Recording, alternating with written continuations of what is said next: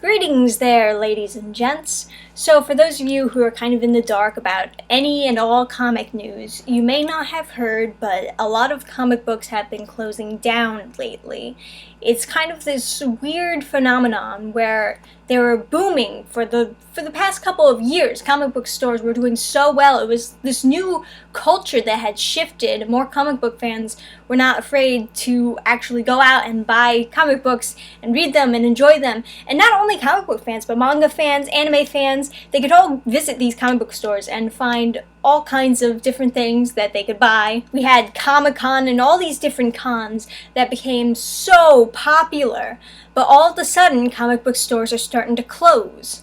And people are kind of getting a little bit worried here. What is happening to this culture that was booming for so long? Now, obviously, as a comic book writer and probably future successor, I'm getting a little bit worried that the career that I want is going to be dead. So basically what I'm going to do is I'm going to go over 5 reasons why the comic book industry is dying. Now, I'm not going to list them in any order, so for those of you who are like, this reason is more important than this reason, I don't care. They're all important reasons in my eyes, and they all need to be fixed pronto. Also, this video is extremely blunt. You have been warned. Now, a thing that I always do when I visit a comic book store is I look at the cover. If the cover is good, then I open the comic book up, and if the art inside is bad, I close it right back up and put it on the shelf. Now, you need a good cover, first of all, to grab people's attention. And I have mentioned before that there are a couple comic books where the cover was bad, so I didn't want to pick it up. But when I picked it up, the inside art was good. Specifically, the Rogue and Gambit comic book series that came out more so recently, kind of late now, but I reviewed that one and I said the cover looks so bad, but the interior art is actually really good, which is kind of rare. Usually what I find nowadays in comic book stores is the cover looks really good, and then you get into the interior art, and the interior art just looks cheap. Very, very cheap. Cheap coloring, it's nothing special, nothing interesting looking, and that's not what I want to see when I open up a comic book. One of the selling points about comic books is that the art is good. All this cool action happening, it grabs your attention. You see it, and you're visualizing it, and that's what you want. That's not even a purely comic book thing. Visual mediums are all like that. One of the selling points about like the Avengers movies is the fact that the effects look cool. The effects grab your attention. It looks real and you're like, oh, I gotta see that movie. So to open up a comic and find that the interior art that is discouraging sales, even if the story might actually be good. Now, sometimes you can kind of overpower your sense of, ooh, it looks so bad, and buy the comic book anyway because you're interested in the story or the characters, but that's not gonna work all the time. Especially when there's a huge variety of stories with your favorite characters that you can read with good art. This is more so a problem with Marvel Comics recently, but I've heard tale of some DC Comics now doing it too.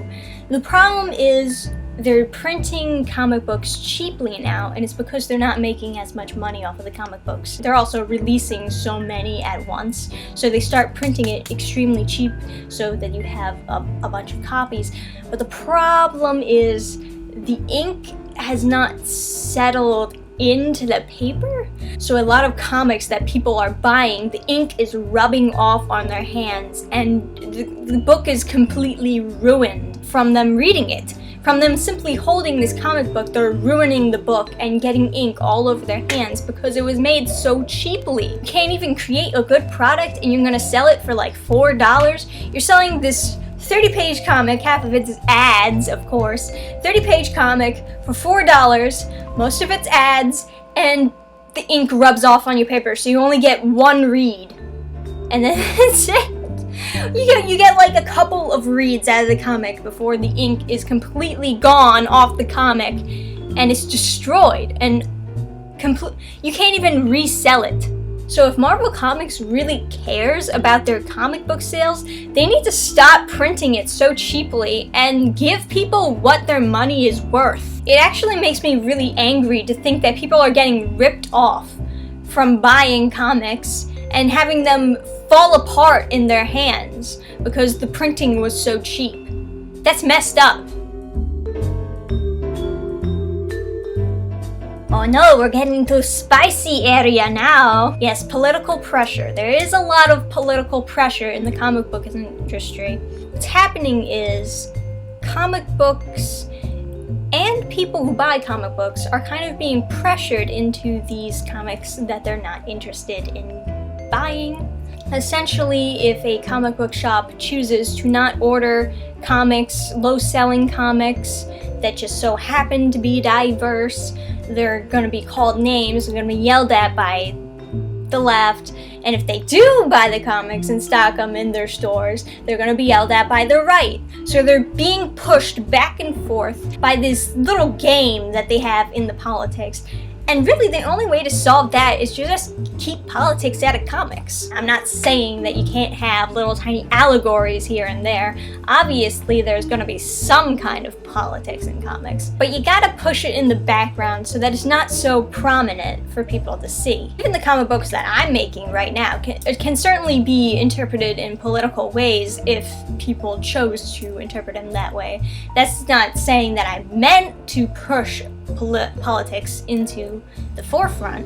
It's just that people saw the politics in the background and decided to interpret it. In the end, what it leads to is you have comic book shelves stocked with kind of this political propaganda, and you have people who don't like that political propaganda refusing to buy it, and the people who do like that political propaganda don't really commit and buy those comics, or only a few percentage of them actually buy the comics. And unfortunately, the comic book stores are the ones that suffer because of that. I definitely don't think that politics is something that should be in everywhere in life. I mean, you hear about politics 24/7 nowadays. We need a break, and comics, media, entertainment, that's supposed to be our break from all that. We're supposed to just relax, watch AFV and chill for a second. But unfortunately, we can't chill, we can't enjoy some comedy, we can't do anything without thinking about all the societal pressures that are being weighed on us. Have you even considered that some people on the left don't want to hear about that all the time? I honestly don't think that either side of the political party wants to hear about politics all the time. At some point, it gets depressing, and we just want to smile and laugh sometimes.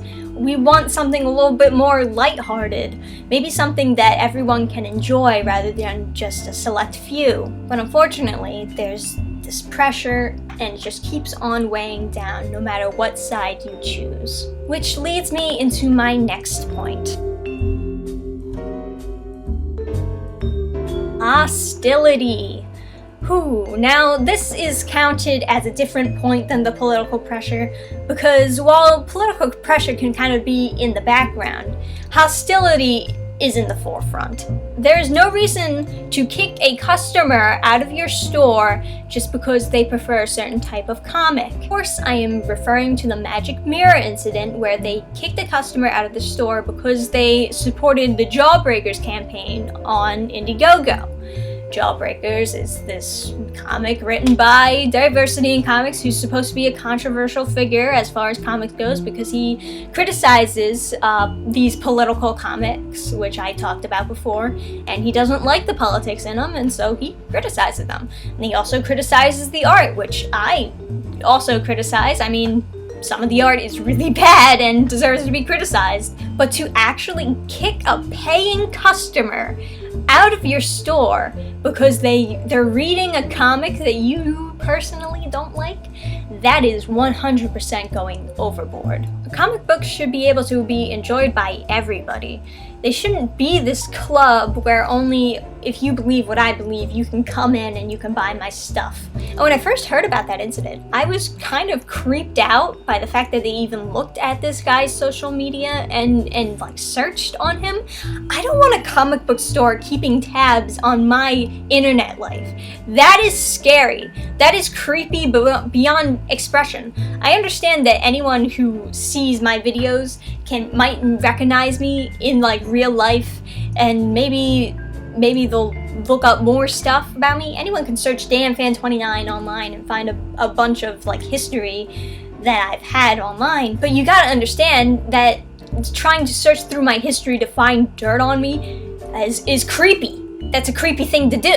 It's like they have to scan through their customers to find out who's worthy of shopping in their store, and it's blatant discrimination. It's wrong. But even for comic book stores who are not stupid enough to do that, they still go out of business, and it's not their fault. There's some hostility that comes directly from the creators of these political comics, the ones that are being criticized. These creators who are basically calling their own customers names and saying just terrible things about them, terrible things about people who they know buy their comics. It should be pretty common knowledge for people who have a strong presence online, who have their own books in stores that they have to sell because they're like this important writer. It should be very common knowledge that you shouldn't say mean things to other people online, because you're creating this monster of a person online when you might actually be a good person in real life. The fact of the matter is, hate begets hate. It's like that old saying, the love you take is equal to the love you make. You're not going to get very happy, loyal customers if you're always talking crap on them. They even go as far as saying, don't buy my comics if you don't like them. Discouraging sales because I guess they don't care. I guess they don't care if they sell comics or not, as long as they have their check at the end of the day. But it's just so sad.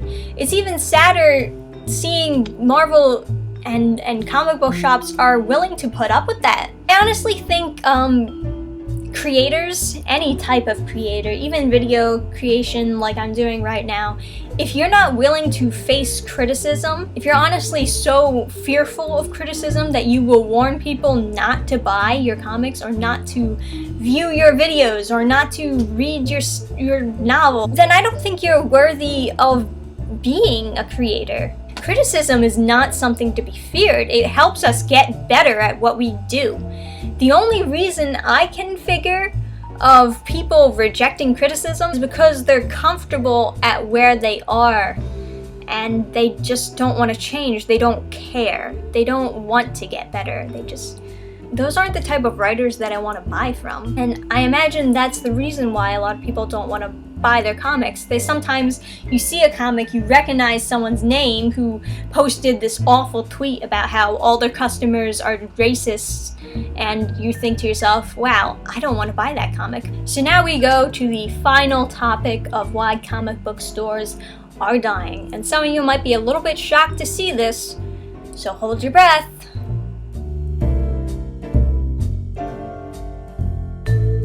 Now, all the reasons I stated before are reasons why Comicsgate exists in the first place. So what is Comicsgate? Well, Comicsgate is basically just this internet movement against all this political pressure, all this hostility coming from the creators, the social justice, so to say, that's been being pushed in these new comics. What Comicsgate basically says is, no, we're not going to buy any of that. They're pushing against it until they have what they want in comics and not what the comic industry says they should want. Because the fact of the matter is, you can't say what a customer wants. It's the customer's job to say what they want. This is the main prominent reason why Comicsgate started. It's them saying, no, we do not want this. And because of this giant pushback that's been happening for the last couple of years, comic book shops are becoming less and less and less shops, they keep on closing down. Even their manga sales aren't quite making up for all the comic sales. They're just losing money ordering comics that nobody is going to buy. Everyone's boycotting them. And I'm not by any means saying that Comicsgate is unjustified. I can definitely understand the anger that comes with all this political tension that's been happening. So it would make sense to boycott stories, make fun of them online, make fun of the art, of course, and from all of this, gain a whole community who is willing to push back against these creators who are essentially ruining comics, as they say. So is Comicsgate a bad thing? Kinda, but the reasons behind Comicsgate are worse. So is this it for comic book shops? Are they all going to die? I don't think so. I do think that there is some hope. There's definitely reason to be worried, but there are some things I think that could help comic book shops. The first thing is comic book shops taking initiative, really. They shouldn't feel pressured to order these comics that are not going to sell. You shouldn't have to order anything that you know is not going to have good numbers. I personally think that all comic book shops, no exception, all comic book shops should have a manga section because manga sells better than comics currently. And numbers might be off a little bit, but I'm pretty sure manga is selling a lot more better than comics. Another thing is you gotta have more variety in your store. If you know the comics aren't selling, even if the manga isn't selling, you have trading cards. Magic the Gathering definitely is in the same kind of arena as comics, and you have statues. Definitely, I got 2 statues in the background over there. I'm thinking about buying another one pretty soon, but I have to decide upon that. Posters. Obviously, nice posters. You could even sell cosplays in your stores, actually. Those would actually sell really good. Nobody sells cosplays in stores anymore. It's all online now. So, yeah, you should. Comic book shops should actually think about doing that more often. And even like D&D minis. Just a suggestion. I don't know if HeroClix is still going strong, but you know how they have those little minis for Dungeons and Dragons that you can put on the map. Those would definitely sell. You know, just add variety to your comic book shop is basically what I'm saying. Don't lean on comic book sales, especially when they're going downhill. You need to open it up a little bit. Search through your options. Don't give up. Look for something that sells and keep on selling it. Another thing that I think that they should do is look for comic books that are popular online, even if they're from indie comics. Definitely encourage some indie comics to sell their comic book in your shop, especially if they are extremely famous. You got, like I said, the Jawbreakers comic. It's extremely famous online. It reached its like 1 million times more than its goal. And the same thing for the Ethan Van Sciver comic, Cyberfrog. Like, you can get those comics in your store, you know, contact them, say, hey, you want to sell your comics in my store? And they'll be like, yes! Yes, we do! And another thing is, that'll make your comic book shop kind of famous because now you're the only store that has these comics that are being sold on the Indiegogo. So that would actually be like a pretty good checkmate to do. The only problem with that being, of course, the far left being disappointed in you. But I do think that inviting indie comics into your store, inviting like new comic creators to submit their comics to your store and, you know, offer some kind of deal, that would be interesting and smart, especially to get new names out there. Search my Patreon if you want to see my comics. I don't know. Now, as far as us doing something to help comic book shops, the obvious solution is to go to them, search through their stuff, find something you like, and buy it. Even if it's just like a $3 comic and you're like, it might be good. But also, I want to suggest an alternative to Comicsgate because I don't think that Comicsgate is actually going to help as it is right now. It'll definitely evolve as we get further down the line until comics go back. I think the best alternative to Comicsgate is the hashtag Move the Needle that has been going on lately. The idea behind hashtag Move the Needle is you buy a good comic book and then you take a picture of the comic book or multiple comic books and you share it with other people on Twitter with the hashtag #MoveTheNeedle. And basically, you can even post reviews on Twitter and hashtag #MoveTheNeedle, saying how great these comic books are and how other people should buy them, and encouraging sales. Basically, reviews are very, very, very good for encouraging comic book sales. I actually would encourage as many people as possible to start reviewing comics, even if they're just like written up reviews on Twitter, really quick reviews on Twitter, and hashtag it #MoveTheNeedle. I think that's actually a very good movement, because what it's doing is you as the customer are saying what you want, which is something that Comicsgate wanted to kind of do. When there is a visible sign that certain comics are selling by certain writers and other comics are not selling by certain writers, eventually the industry is going to notice. Not only the industry, but the comic book shops are going to know that people want more of this series, so I should order more of this series, and people don't want any more of this series, so I should stop ordering some of that. But even at hashtag #MoveTheNeedle that are basically promoting comics is still going to get a little bit of flack from the far left, because they still want to push their political comics, which aren't really selling and aren't really going to sell. But in the end, capitalism always wins. If the customers don't want something, they're not going to buy it. And this is why comic book stores are going out of business. They need to reevaluate what the customers want and provide them with what they want. So I hope that this video was informative to anyone watching it, and I hope that we can turn this whole comic book dying thing around. If you're not subscribed, I would highly encourage you to subscribe. This channel is awesome. I originally had 15K subscribers, but I had to move to a new channel. You will 100% get great videos from me, and once you subscribe, make sure that you hit the bell so you're notified of all those videos, because they're all gonna be great, and you're gonna watch every single one of them as soon as they come out. Thank you for watching. If you'd like, you can check out even more of my videos, and I'll see you guys next time. Bye! Program restart.